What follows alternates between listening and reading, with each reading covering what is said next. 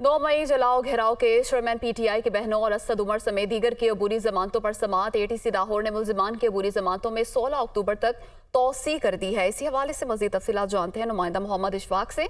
इशफाक, बताइए कि इस हवाले से क्या तफसीलात हैं? जी बिल्कुल, लाहौर की इंसदादे दहशत गर्दी की खसूसी अदालत में 9 मई में जलाओ घिराव पर दर्ज मुकदमात से मुतल्लिक केस की समाअत हुई है। तो अदालत ने चेयरमैन पीटीआई की दोनों बहनों और असद उमर समेत दीगर की अबूरी जमानतों में 16 अक्टूबर तक तौसीक कर दी। दौरान समाअत चेयरमैन पीटीआई की बहन अलीमा खान रोस्तम पर आ गई और ये कहा कि हमें इंसाफ दिया जाए। रोज पेशियों पर आते हैं, अगर जेल में भेजने से इंसाफ होता है तो हमें जेल में भेज दिया जाए।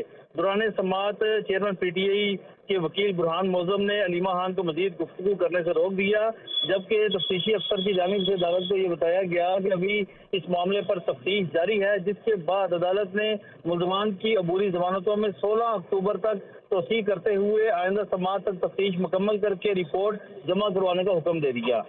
जी इशफाक, बहुत शुक्रिया, आपने तफसीलात से आगाह किया।